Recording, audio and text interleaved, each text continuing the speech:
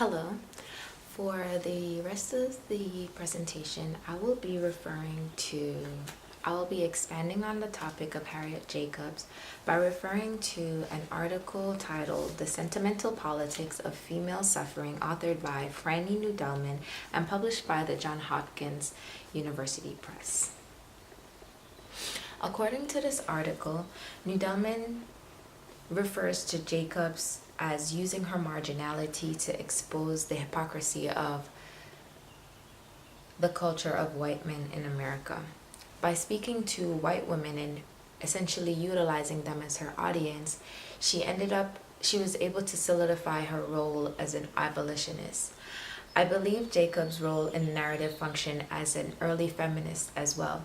She highlighted the cruelty and degradation endured by female slaves.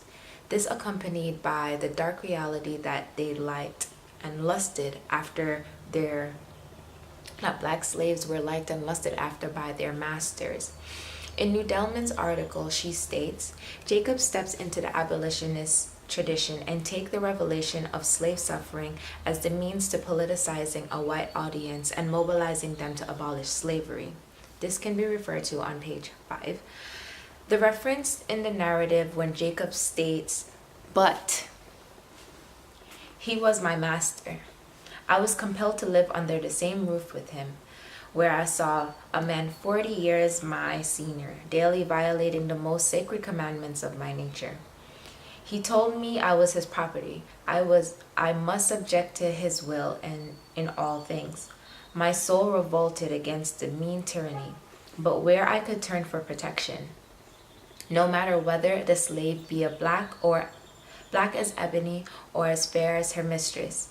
In either case, there is no shadow of law to protect her from insult, forced violence, or even from death. All these are inflicted by fiends who bear the shape of men." This is an excerpt from Harriet Jacobs' narrative when she is referring to the monstrosity that she encounters when dealing with that black women in slavery deal with when encountering their masters who end up lusting after them. Essentially, Jacobs is exemplifying ways in which Dr. Flint reminded her that she was his property. In this way, she further explains when Harriet recalls that my master met me at every turn, reminding me that I belonged to him, and swearing by heaven and earth that he would compel me to submit to him. If I went out for a breath of fresh air after a day of unwearied toil, his footsteps dogged me. If I knelt by my mother's grave, his dark shadow fell on me even there, the light heart which nature had given me to become heavy with sad forbearings. She describes her master as almost like a ghost that continuously follows her throughout the plantation. Nudelman also states on this topic that abolitionist depictions of tragic mulatta provides the pragmatic instance of how the abused body really reveals collective sin. The tragic mulatta is both the sign and the site of sexual abuse. The color of her skin makes visible the fact that her forefathers raped her foremothers, and she is imagined as the object of white men's continued violence. Harriet Jacobs would also explain a similar topic as Nudelman just did in her article by stating that she listens to violent outbreaks of jealous passion and cannot help understanding what is the cause. She will become prematurely knowing in evil things. Soon she will learn to tremble when she hears her master's footfall. If God has bestowed beauty upon her, it will prove her greatest curse. That which commands admiration in a white woman only hastens the degradation of a female slave. Essentially, beauty which would be praised in a white woman is just a curse for a black woman, because if she's lusted after, she will most likely endure sexual abuse.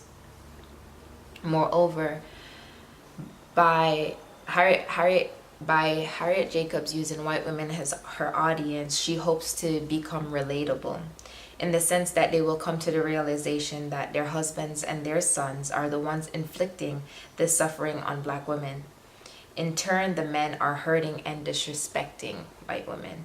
I feel this is why Jacobs was always able to win the hearts of a white woman. Since she was a child, these women acknowledged that she was the product of rape by a white man. This would also assist on her journey to freedom. Harriet states in her narrative, I had entered my 16th year, and every day it became more apparent that my presence was intolerable to Mistress Flint. Angry words frequently passed between her and her husband. He had never punished me himself, and he would not allow anybody else to punish me. In that respect, she was never satisfied. But in her angry moods, no terms were too vile for her to bestow upon me. Yet I, whom she detested so bitterly, had for more pity for her than she had, whose duty it was to make her life happy. I never wronged her, and one word of kindness would have brought me to her feet.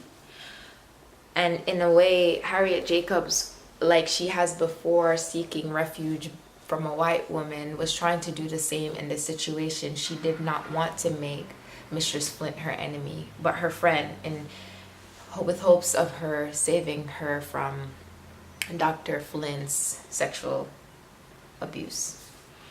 In this situation, Harriet explains her predicament with the jealous Mrs. Flint, and she would rather be friends with her. And in the article by Franny Nudelman, the author stated, the texts of black and white women concentrate on the sexual and maternal suffering of the female slave and its particular ability to authorize the political voice of white female activists. I believe that through Harriet's vulnerability of her experience, she was able to gain political credibility. Essentially, there is a correlation to the sexual suffering of enslaved women and that of white women's political authority. As a result, Jacobs and others like her were sharing with Northerners how slaves were truly treated in the South.